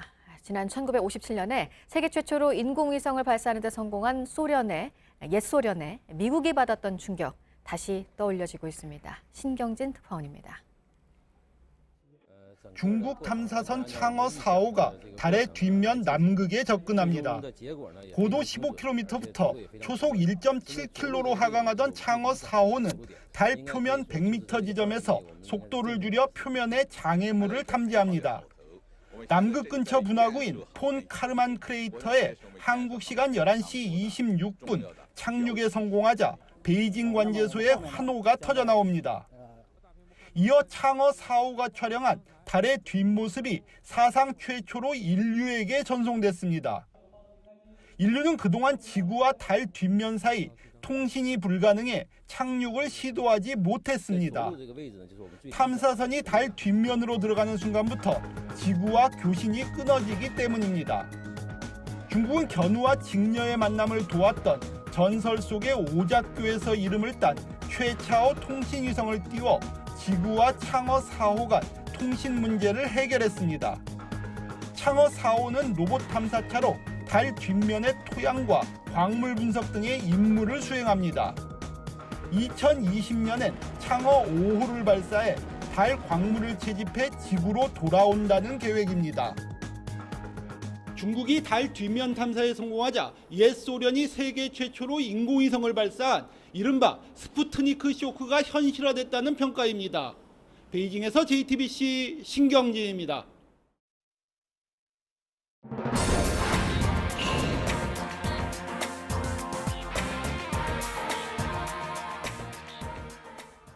미국 연방정부의 일시적 업무 중단, 셧다운 사태, 지금 전 세계 곳곳에 영향을 미치고 있는데요. 상당히 오래 갈 것 같습니다. 미국 의회와 트럼프 대통령이 계속 맞서고 있습니다. 보도국 연결해서 알아보겠습니다. 안태훈 기자, 왜 더 오래 갈 것으로 지금 예상이 되는 건가요? 네, 민주당의 낸시 펠로시 원내대표가 미 동부 현지 시간으로 3일 오후에 열린 연방의회 개원식에서 하원 의장으로 뽑혔기 때문입니다. 하원 의장은 미국 내 권력 서열 3위 자리입니다. 펠로시 원내대표는 의장에 선출되기에 앞서 진행된 미 언론과의 인터뷰에서 국경장벽 예산을 반영할 생각이 없다라고 단호하게 말했고요. 트럼프 대통령을 향해서는 아무리 설득해도 소용없다라고 강조하기도 했습니다. 이에 맞서서 트럼프 대통령은 자신의 성과로 인해서 향후 대선에서 민주당이 승리할 수 없다는 걸 알고 필사적으로 장벽 예산에 반대하고 있다라고 주장하기도 했습니다. 이처럼 트럼프 대통령과 야당인 민주당이 강대강으로 대치하면서 셧다운 장기화 가능성이 커지고 있다라는 분석입니다. 네, 다음은 연말연시 멕시코에서 중소도시 시장 2명이 피살됐다는 내용입니다. 현지 언론에 따르면 현지 시간으로 지난 1일 멕시코 남부 도시의 한 시장이 취임한 지 약 2시간 만에 괴한들이 쏜 총에 맞아 숨졌습니다. 멕시코에서는 마약갱단의 결탁 요청을 거부한 시장이 피살되는 일이 종종 일어나고 있습니다. 또 갱단과 손잡은 시장은 경쟁 갱단에 의해서 살해당하는 일도 벌어지고 있다라고 현지 언론들은 전했습니다. 앞서 지난달 16일에는 멕시코 북부의 한 중소도시 시장이 살해됐습니다. 멕시코 시장연합 측은 2006년부터 최근까지 최소 72명의 시장과 시장 후보들이 갱단에 의해 목숨을 잃었다라고 분석하기도 했습니다. 네, 그리고 한 달 전에 있었습니다. 경기도 고양 백석역 인근에서 온수관이 터져서 한 명이 숨진 사건이요. 겨울철 시민들의 지금 불안감이 가시지 않고 있는 상황인데 조사는 지금 어떻게 진행이 되고 있습니까? 네, 현재까지 경찰은 사고 당일 안전 점검이 이루어지지 않은 사실을 확인하고 관계자 7명을 입건했다라고 밝혔습니다. 사고가 발생한 지난달 4일 현장에서 육안으로 진행했어야만 하는 점검 작업을 하지 않은 것으로 드러났기 때문입니다. 매일 이루어지게 돼 있는 육안 점검은 열 수송관이 묻혀 있는 집안에 균열이나 폐임이 있는지 또는 수증기가 나오는지 등을 살피는 업무입니다. 상반기와 하반기에 각각 한 차례 진행되는 열 화상 카메라 점검과는 별개로 상시로 이루어지는 점검입니다. 지금까지 아침에 지금 JTBC 안태훈입니다. 금요일 날씨 키워드 알려드립니다. 오늘은 한파 주춤, 미세먼지, 그리고 스모그 유입인데요. 어제 낮부터 온화한 서풍이 유입되면서 한파가 주춤합니다. 당분간 평년 수준의 기온 유지하겠고, 다만 그 틈을 타 다시 미세먼지 농도가 높아지면서 오늘 대부분 나쁨 단계 예상됩니다. 밤부터 중국발 스모그까지 유입되면서 공기는 더 탁해지겠습니다. 뿌연 하늘만큼 마음도 답답합니다. 아이고, 날씨가 풀리니 미세먼지. 또 환기시키려 했는데 미세먼지 이렇게 한탄하셨고 미세먼지 때문에 길거리 음식까지 찝찝하다는 분들도 있었습니다. 내일도 곳곳 먼지 농도가 높겠습니다. 잊지 말고 마스크 꼭 착용하시기 바랍니다. 지금까지 키워드와 SNS로 만나본 날씨였습니다. 청와대 특별감찰반의 민간인 사찰 의혹을 제기한 김태우 수사관이 어제 검찰에 출석해 9시간가량 조사를 받고 집으로 돌아갔습니다. 이번 수사의 계기가 된 것은 자유한국당이 공개한 김태우 수사관의 첩보 목록입니다. 일단 제목만 있고 문건에 어떤 내용이 담겼는지는 그동안 제대로 파악되지 않았죠. JTBC 취재 결과 김태우 수사관이 어제 해당 문건들을 가지고 검찰청을 찾은 것으로 파악됐습니다. 김필중 기자가 보도합니다. 자유한국당은 지난달 19일 김태우 수사관의 첩보 목록 100여 건을 공개했습니다. 다음 날 해당 목록 등을 토대로 임종석 대통령 비서실장 등을 민간인 사찰 혐의로 고발했습니다. 하지만 구체적인 문건 내용은 지금까지 전부 드러나지 않았습니다. 앞서 김 수사관을 조사했던 대검 감찰본부가 확보한 문건은 대여섯 건 정도였습니다. 그런데 어제 김태우 수사관 측은 목록에 나와 있는 문건을 들고 검찰에 출석한 것으로 JTBC 취재 결과 파악됐습니다. USB에 담거나 일부는 출력본 형식으로 준비했다고 합니다. 검찰은 이 문건의 내용을 파악한 뒤 민간인 사찰로 볼 수 있는 내용이 있는지 또 윗선의 지시가 있었는지 여부 등을 조사할 것으로 보입니다. 해당 문건의 조사에 따라 이번 수사의 방향이 잡힐 것이란 관측도 나옵니다. JTBC 김필주입니다. 청와대 민간인 사찰 의혹을 제기한 김태우 수사관이 어제 처음으로 검찰 조사를 받았습니다. 김 수사관은 공무상 비밀 누설을 자신이 아니라 청와대가 했다며 박형철 반부패 비서관을 고발하겠다고 밝혔습니다. 그리고 정부가 KTNG 사장 교체에 관여하고 청와대가 적자 국채 발행을 압박했다고 주장한 당사자죠. 신재민 전 기획재정부 사무관은 어제 극단적인 선택을 암시하며 잠적했다가 4시간여 만에 발견됐습니다. 두 사람의 폭로를 둘러싼 법적인 쟁점들 김광선 변호사와 자세하게 살펴보겠습니다. 안녕하십니까? 네, 안녕하세요. 네, 먼저 김태우 수사관 건에 대해서 얘기를 좀 해보죠. 어젯밤 늦게까지 검찰에서 9시간가량 조사를 받고 집으로 돌아갔습니다. 진실을 밝힐 수 있도록 노력하겠다 이렇게 말했다고 해요? 일단 어제 출석을 하면서 청와대에서 굉장히 공격적인 발언을 많이 했어요. 특히 네. 자기가 감찰 내용을 보고를 하면 자신들의 측근과 관련된 경우에는 이걸 묵살을 했다는 거고요. 그다음에 어떤 자신과 관련된 감찰은 어떤 청와대의 범죄 행위, 그러니까 자기에게 지시를 해서 자기가 일종의 사찰을 했다는 그런 주장을 했거든요. 네. 그래서 이제 어제 동부지검에 출석한 것 자체는 이제 본인이 피의자 신분이 아닙니다. 참고인 신분으로 출석을 했지만 사실은 그 내용에서 조사받는 과정에 있어서 지금 자유한국당에서 민정수석이랄지 임종석 비서실장 그리고 이제 감찰 반장들 다 고발한 사건이잖아요. 네. 그래서 그 고발한 내용에서는 참고인이지만 사실은 굉장히 핵심 인물이에요. 네. 그래서 김태우 수사관의 진술 자체가 어떤에 따라서 어떤 수사 방향을 결정할 수 있다고 보고요. 그다음에 이 과정 중에서 김태우 수사관이 가지고 간 여러 가지 자료 그리고 본인의 진술 이런 것들이 굉장히 앞으로 수사하는 데 있어서 피고발인 신분으로 있는 임종석 비서실장이랄지 네. 조사하는 데 있어서 굉장히 중요한 내용이 될 것이다 이렇게 봅니다. 네, 서울 동부지검의 수사 핵심은 청와대 민간인 사찰 의혹과 관련해서 청와대 윗선, 그러니까 민정수석실에 직접적인 지시가 있었느냐 이 부분을 파악한 것이 핵심일 것 같습니다. 네, 맞습니다. 그래서 어제 조사한 것은 제일 중요한 부분은 이제 문건이었을 거예요. 네. 그래서 왜냐하면 이제 문건이 작성한 것 중에서 사찰인의 감찰한 내용이 과연 불법적인 요소가 있느냐 그 부분이 제일 중요할 겁니다. 그래서 거기에 대해서 검찰이 조사하고 판단을 하고 거기에 만약에 정당하게 정보 수집이 됐고 불법적인 요소가 없다고 한다면 문제가 없겠죠. 네. 그렇지만 그 문건 중에서 일부라도 그런 게 있다고 한다면 그럼 누가 지시를 했느냐 그리고 지시받은 바에 의해서 어떠한 형식으로 감찰을 했고 이걸 보고를 했느냐 이제 그 네. 부분이 제일 중요하다고 볼 수 있어요. 그래서 어제 첩보 내용의 문건이 제일 중요하다고 보고요.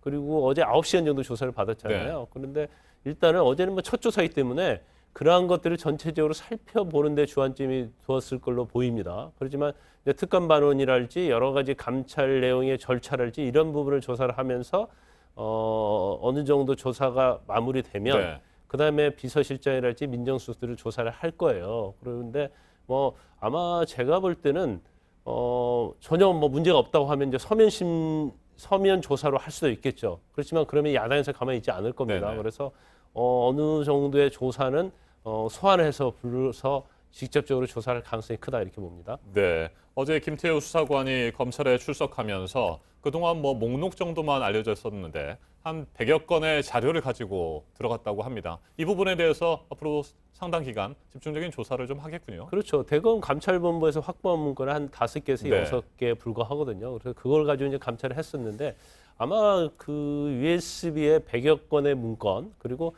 일부는 또 출력을 해서 가지고 들어갔다고 네. 합니다. 그 이유가 뭐겠습니까? 아마 그 내용 중에서 자기가 주장했던 내용과 일치하는 그러한 첩보가 있고 그러한 문건이 있다고 본인은 생각하고 있을 거예요. 그래서 이제 그 부분에 대해서 이제 조사를 할 것이고 그런데 사실 그 조사하는 데 있어서 지금 자유한국당에서 이전에 문건 네. 100여 건 정도를 갖다가 공개했지 않습니까? 근데 문건을 공개했을 때는 내용은 없었어요. 그래서 단지 제목만 나올 정도였는데 결과적으로 100여 건의 문건 내용 중에서 과연 문제된 문건이 있느냐, 이제 그 부분을 검찰에서 살펴볼 겁니다. 네, 서울 동부지검과 별도로 현재 수원지검에서도 수사를 진행하고 있지 않습니까? 네네. 청와대가 김태우 수사관을 공무상 비밀 누설 혐의로 고발한 부분인데, 자, 김태우 수사관은 어제 조사를 받고 나오면서 오히려 박형철 반부패 비서관을 고발하겠다 이렇게 밝혔습니다. 그러면 만약에 고발이 이루어진다면 이 부분도 수원지검에서 수사를 하게 되는 겁니까? 어디에 고발할지 모르겠어요. 네. 근데 아마 제가 생각하기로는 지금 동부지검에서 박형철 비서관도 피고발이로 조사를 받을 가능성이 크거든요. 아하. 그래서 서울 동부지검에 아마 고발할 가능성이 크다고 봅니다. 그런데 그 내용 자체가 본인이 검찰 고위직 A 씨에 대해서 어떤 부패에 대해서 감찰 보고를 했는데 네. 박영철 비서관이 그 사람에게 직접 전화를 했다고 하는 거잖아요. 전화를 해서 이 내용을 알려줬다는 거예요. 그리고 이거 자체를 묵살했다 이렇게 얘기를 하고 있기 때문에 그 내용이 사실이라고 한다면 공무상 비밀 누설 가능성도 있다고 봅니다.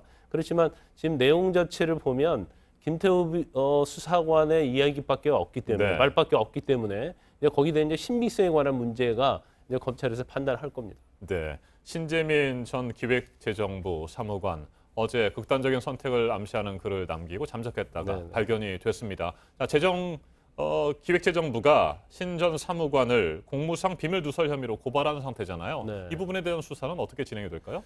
일단 뭐 고발을 했는데 이제 고발을 취한다 어쩐다 이런 얘기가 언론에 나오고 네. 있어요. 근데 아마 제가 볼 때는 정부 기관에서 고발을 했는데 이걸 취하기는 쉽지 않으리라고 보고요. 또 어떻게 보면 고발을 해서 그 내용에 대해서 검찰에서 수사를 해야지 진실이 밝혀질 수 있을 거라고 봅니다. 네. 그래서 일단 뭐 신 전 사무관이 제보한 내용 자체가 과연 이게 사실인지 아닌지 또 공무상 비밀에 해당되는지 안 되는지 이제 그 부분이 상당히 약간 모호한 측면이 네. 있습니다. 하지만 조사를 하다 보면 과연 청와대에서 적자국채 발행과 관련된 부분 그리고 KTNG 사장의 교체와 관련된 부분 이런 부분은 조사하지 않을 수 없거든요. 그래서 검찰 조사 결과를 좀 지켜봐야 한다고 봅니다. 네, 어제 저녁에 소셜 미디어를 통해 입장을 밝힌 김동연 전 경제부총리 그리고 또 적자 국채를 발행하도록 압박을 했다고 신재민 전 사무관이 주장을 했던 청와대 비서관이 있지 않습니까? 네. 검찰의 수사가 진행이 된다면 김동연 전 부총리와 청와대 전 비서관 그러면 조사를 받게 될까요? 그런데 그 부분은 저는 좀 약간 회의적으로 네. 봐요. 왜 그러냐면 지금 적자국채 발행과 관련해서는 이제 신 전 사무관은 모르겠어요. 이제 본인은 국채 발행 자체는 이게 엄청난 일 아닙니까? 그러면 결과적으로 예산의 어떤 세수에 관한 문제랄지 중장기 국채 발행의 계획이랄지 네. 여러 가지를 종합적으로 봐야 돼요. 그런데 신 전 사무관은 사실 기획재정부에 일했지만 신참 사무관으로서 3년밖에 일하지 않았고 본인은 그 전체적인 국채 발행을 관여한 게 아니라 일부 과에서 있었거든요. 네. 그래서 본인의 입장에서는 이걸 압박이다 이렇게 생각할 수는 있어요. 그렇지만 국채 발행의 어떤 경과랄지 절차를 전체적으로 보면 이건 제가 볼 때는 충분히 어떤 하겠다고 했다가 취소할 수 있는 범위도 되고 또 김동연 전 부총리가 이제 SNS에 올린 글을 보면 꼭 소신이 관철되는 경우는 없다. 네. 그리고 국채 발행과 관련해서는 아까 말씀드린 것처럼 여러 가지를 종합적으로 고려해서 결정을 하기 때문에 이 자체를 가지고 과연 압박이라 볼 수 있을 것인지 그런 부분에도 굉장히 문제가 있다고 봅니다. 네, 한 가지만 더 여쭙겠습니다. 자, 자유한국당에서는 김태우 수사관 그리고 신재민 전 사무관을 공익신고자라고 주장을 하고 있지 않습니까? 법적인 부분에서 말이죠. 공익신고자를 뭐 구분하는 기준이 있습니까? 공익신고자 보호법이 있죠. 네. 그런데 공익신고자 보호법이 있는데 이제 제일 중요한 것은 이제 공공의 이익을 침해했느냐 이 부분이거든요. 그런데 그 보호법에 의하면 공공의 이익은 국민의 건강, 안전, 환경, 뭐 소비자 이익 이런 것이 공공의 이익으로 규정을 하고 있어요. 네. 그런데 사실 국채 발행과 관련된 부분이 공공의 이익을 침해했다고 볼 수 있느냐 이게 증명하기가 쉽지 않다는 거고. 아하. 그다음에 신재민 사무관은 자기가 공익 신고 절차를 밟아서 법적 보호 대상이 되고 싶다 이렇게 얘기를 했었는데 사실 보호 대상 되기도 쉽지 않다고 봅니다. 왜냐하면 본인이 스스로 퇴사했잖아요. 네. 그리고 기재부 내에서 본인이 불이익을 받은 건 없거든요. 그래서 제가 볼 때는 공익신고보호법의 대상은 될 가능성은 별로 없다 이렇게 봅니다. 알겠습니다. 김광선 변호사님 말씀 잘 들었습니다. 청와대가 적자 국채 발행을 압박했다는 신재민 전 사무관의 주장을 놓고 그동안 여야는 계속해서 충돌했습니다. 그리고 어제 신 전 사무관이 극단적인 선택을 암시하면서 잠적했다가 발견된 뒤 서로 다른 반응을 나타냈습니다. 자유한국당은 신 전 사무관에게 든든한 언덕이 되겠다며 여당에 대한 공세를 이어갔습니다. 더불어민주당은 안전하게 발견돼 안심이고 쾌유를 빈다는 논평을 냈지만 특검과 국정조사 요구는 받아들일 수 없다는 입장을 유지했습니다. 이희정 기자가 보도합니다. 자유한국당은 공익 제보자에게 재가를 물리지 말라며 신재민 전 기획재정부 사무관을 적극 엄호했습니다. 결국 저희 당이 더 든든한 당이 돼서 이 정권의 잘못된 것을 지적하는 분들에게 기댈 수 있는 든든한 언덕이 될 수 있도록. 한국당은 진상조사단을 꾸리는 등 대여 공세에도 나섰습니다. 민주당은 신 전 사무관이 안전하게 발견됐다는 소식에 안도감을 나타냈습니다. 대변인 논평을 통해 빠른 쾌유를 빈다며 경찰 당국도 만일의 사태를 대비해 안전에 만전을 기해달라고 당부했습니다. 하지만 한국당의 특검과 국정조사 요구는 일축했고 기획재정위원회 소집에도 응하지 않겠다는 입장입니다. 신재민 씨의 극단적 시도를 정치적으로 이용하는 것은 당사자와 그 가족에게 다시금 상처를 주는 일입니다. 인간적 도리도 아닙니다. 바른미래당은 신 전 사무관에 대한 모욕과 겁박을 중단하고 진실 규명에 나서야 한다고 했고 민주평화당은 신 전 사무관 제보가 사실이면 공공부문 개혁 계기가 되어야 한다고 주장했습니다. JTBC 이희정입니다.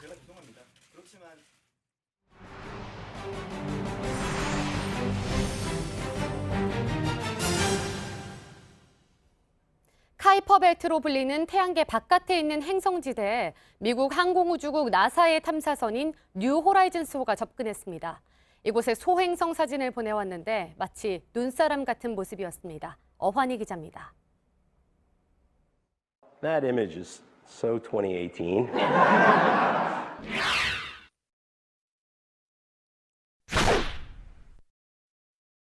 Meet Ultima Thule. 역사상 가장 먼 곳에서 찍은 천체의 모습에 인류는 열광했습니다. Compared to Olaf the Snowman from Frozen, someone tweeted, "Looks like a jelly bean."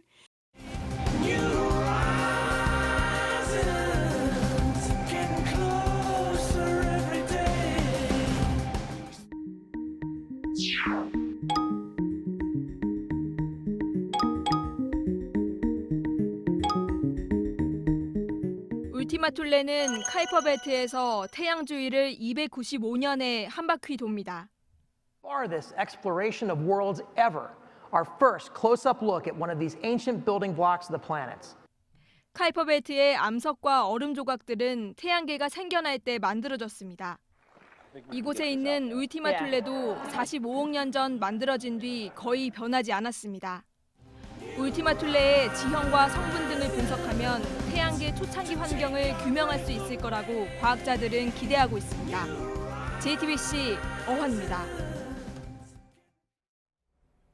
일본에선 새해 아침마다 진풍경이 벌어집니다. 백화점과 쇼핑몰 앞에 복주머니를 사려는 사람들이 몰려드는 건데요.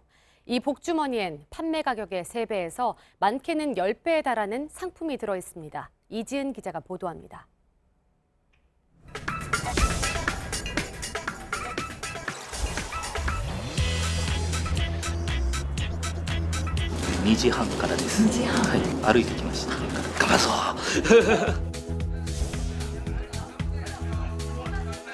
문이 열리자 고객들이 복주머니를 사기 위해 전력 질주합니다. 다른 사람에게 빼앗기지 않기 위해 쟁탈전을 벌입니다.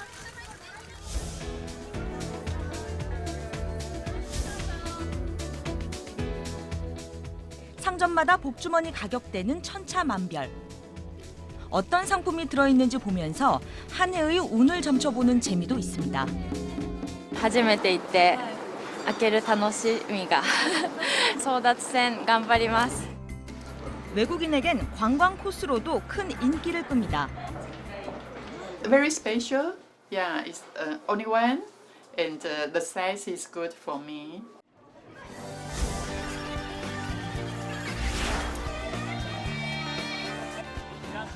JTBC 이지은입니다. 노르웨이에서 눈사태가 일어나 관광객 4명이 실종됐습니다. 현지 시간 2일 노르웨이 트롬스주 북부 지역에서 눈사태가 일어났습니다. 이곳에서 스키를 타던 핀란드인 3명과 스웨덴인 1명이 실종됐는데요.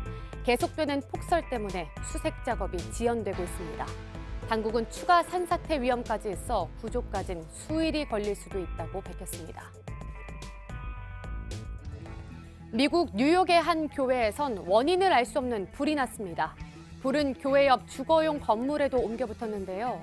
목격자는 주변 건물 안에서도 뜨거운 온도가 느껴질 만큼 불길이 거셌다고 말했습니다. 다행히 부상자 없이 화재는 진압됐는데요.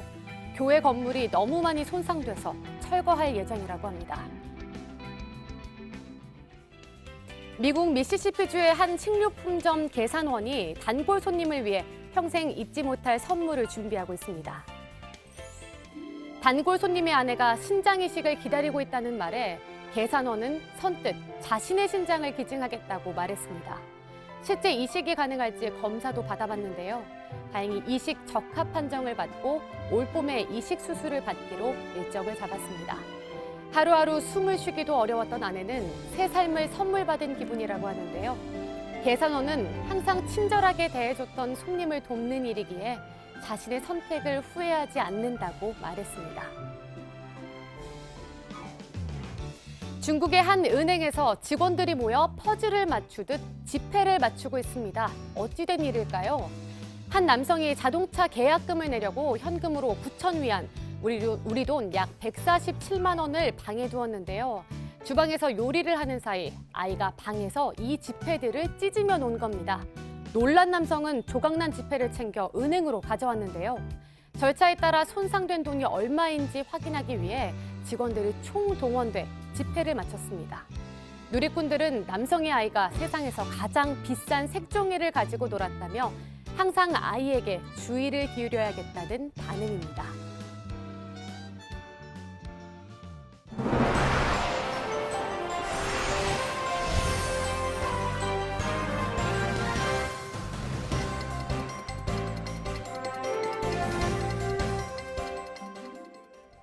금요일 아침 8시 16분 지나고 있습니다. 지금 게임 업계를 술렁이게 만들고 있는 사안이 하나 있는데요. 우리나라 게임 시장을 이끌고 있는 넥슨이 중국 업체로 넘어갈 수도 있어서입니다.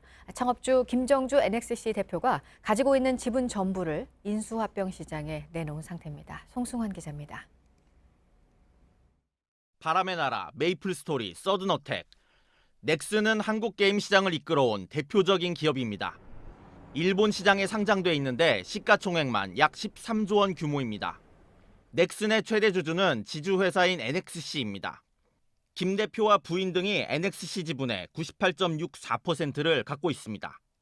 이 NXC 지분 모두를 시장에 내놓기로 한 겁니다. 다음 달 예비 입찰이 진행될 예정입니다.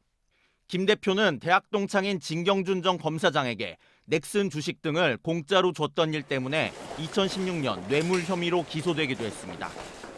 그것 때문에 내가 회사를 안 하겠다라거나 쉬고 싶다라거나 그런 언급을 하신 적은 없습니다.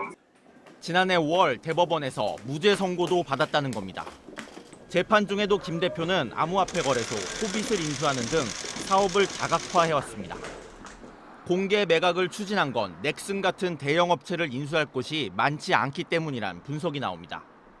중국의 텐센트, 미국의 EA 등 해외 기업들이 인수 후보로 거론됩니다. 중국에 넘어갈 경우에 큰 축이 하나 사라지는 거니까 한국에도 되게 게임 산업이 이 정도로 비전이 없나? 이런 느낌이. NXC 측은 일본 새해 연휴가 끝나고 도쿄 증권거래소가 개장하는 4일 이후 공시를 통해 입장을 발표하겠다고 했습니다. JTBC 송승환입니다. 술을 마시고 운전을 해서 사고를 낼 경우 처벌도 강화됐고 그래도 여전히 음주운전 사고 소식은 끊이지 않고 있지만 많은 분들은 그렇지 않으십니다. 대리운전을 이용하는 건데요. 오늘 밀착 카메라는 법적 사각지대에 있어서 늘 불안함을 안고 있는 대리운전 기사들의 고충을 담았습니다. 정원석 기자입니다. 새해 첫날 서울 청담동 대리운전기사 이창배 씨가 손님 차를 운전해주기 위해 저녁부터 나와 대기 중입니다. 1시간 정도 기다리며 대리운전 콜을 몇 차례 놓치기를 반복하다 남양주행 요청을 잡았습니다. 다른 길을 타고 아니면 약간 뛰겠습니다. 자전거를 이용해 손님이 있는 곳까지 이동합니다. 서울을 벗어나 30km가 넘게 달리고 3만 원을 받았습니다. 보시다시피 이곳이 상당히 후미진 지역이라서 딱 보기에도 택시가 쉽게 있을 것 같지는 않은 분위기인데요. 지금 시간도 11시 반이기 때문에 이미 이곳 남양주시에서 서울로 들어가는 대중교통편은 전부 차편이 끊긴 상태입니다. 따라서 일단은 조금 걸어 나가서 택시를 잡아보도록 하겠습니다. 정류장 인근에는 또 다른 대리기사들이 기다리고 있습니다. 기사님, 어디로 나갈게요? 마성 나가서 서울 가는 거 타시려고 그러시죠? 네. 같이 가시죠. 외곽 지역의 경우 대리기사 서너 명이 택시비를 나눠 도심까지 이동하는 것이 관행처럼 굳어졌습니다. 장거리를 뛰느라 9시부터 새벽 1시까지 2번을 운행해 5만 5천 원을 받았습니다. 회사에서 수수료 20%를 떼가지만 보험이나 관리비는 대리기사 몫입니다.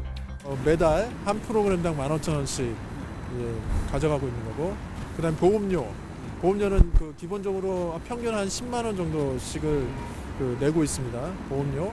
그다음에 관리비라는 거를 이제 기존 업체들이 받아가고 있어요. 떼가는 돈이 많다 보니 교통 여건이 안 좋은 오지들은 대리기사들에게 기피 대상입니다. 업체 간 경쟁이 치열해지면서 대리기사를 나르는 셔틀 기사들을 유사 운송업으로 신고하는 사례가 늘었기 때문입니다.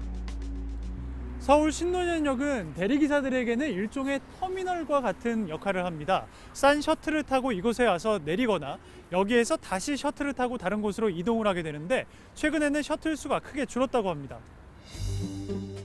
특히 대리운전은 각종 사고에도 취약합니다. 대리기사가 보험에 들고 있어도 보장 한도가 낮고 인명사고에는 적용이 되지 않기 때문입니다. 인사사고 같은 경우에는 대리운전자 보험으로는 현재로서는 저희가 혜택을 보지를 못합니다. 그러다 보니까 고객의 책임보험으로 그 인사사고를 저희가 처리를 해달라고 부탁을 해야 되는 입장이라서. 지난달 말 30일 새벽 1시쯤 충청도의 한 교차로입니다. 신호를 위반한 차량이 오른쪽에서 직진하던 차를 그대로 들이받습니다. 대리기사의 신호 위반으로 차주와 동승자 2명, 그리고 상대 차량 운전자까지 크게 다쳤습니다. 적신호인데도 불구하고 그냥 쭉 직진을 하는데 옆에서 차가 튀어나오는 바람에 들어박았고 차는 완전 폐차기 지경에 이르렀고, 친구는 수술도 해야 되는 상황이고 한 명은 기절 상태였다가. 보험이 적용된다는 걸 문자로 통보받았지만 해당 대리운전 기사는 아예 보험을 들지 않았던 것으로 확인됐습니다. 업체에서는 아무 연락도 없고 자기는 책임이 없다라고 회피를 하고 있는 상황이거든요. 그럼 이렇게 하면 대리운전을 어떻게 부르겠어요? 누굴 믿고. 제가 피해자 차량까지 다 몰아주게 생긴 입장이에요. 제가 지금 죽을 것 같아요, 그냥. 대리운전 업체 측은 당시 대리기사 동생이 운전을 하다 생긴 사고로 어쩔 수 없다는 입장입니다. 형님이 나와서 일을 해야 되는데 동생분이 나와서 일을 했기 때문에 이게 그렇게 사고가 생긴 모양이에요. 저희가 일일이 또 일 나올 때 화상통화라든가 그런 거 하는 게 아니라서 확인이 안 되는 상황이더라고요. 대리운전으로 각종 사고가 잇따르고 있지만 자유업으로 분류돼 있어 이를 규제할 법규도 기관도 없습니다. 하루 평균 대리운전 요청이 30만 건, 대리기사는 20만 명에 달합니다. 우리 사회 사각지대에 놓인 이들의 고충은 고스란히 시민들의 위험과 불편으로 이어질 수밖에 없을 겁니다. 밀착카메라 정원석입니다. 가지 마라 손흥민, 요즘 토트넘 팬들 목소리입니다.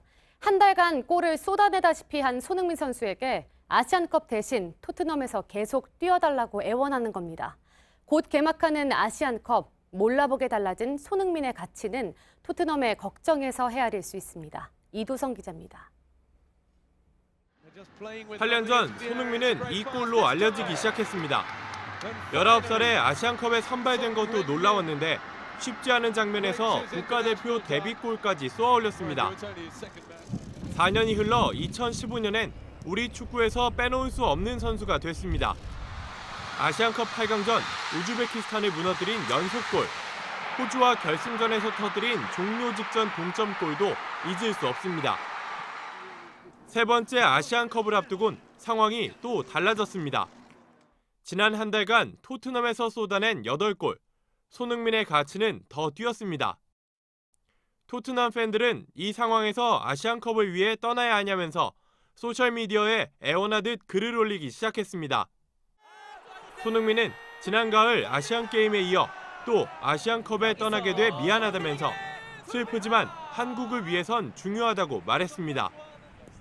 아시안게임에 차출된 터라 이번엔 그나마 늦게 대표팀에 합류합니다.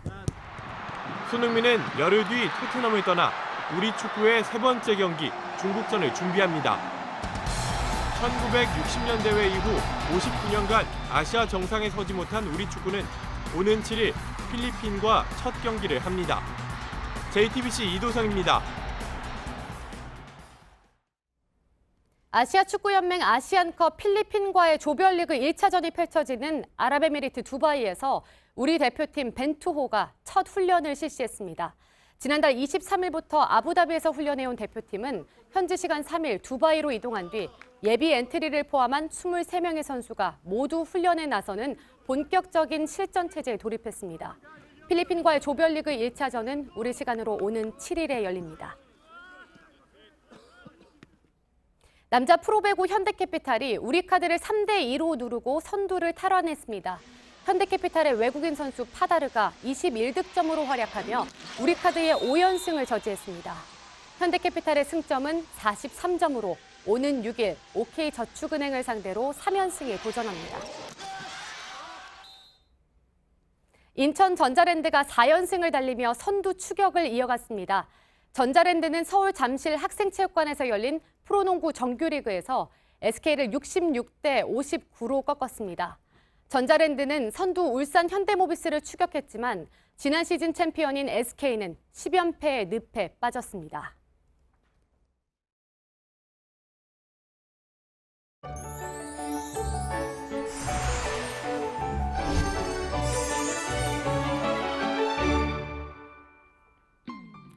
한파는 다소 주춤하지만 미세먼지 농도가 높아졌습니다. 오늘 수도권 등 중부지방과 또 전북 지역에서 일평균 나쁨 단계 예상되고 밤부터는 중국발 스모그까지 유입되면서 강원 영동과 경북 지역에서도 먼지 농도가 오르겠습니다.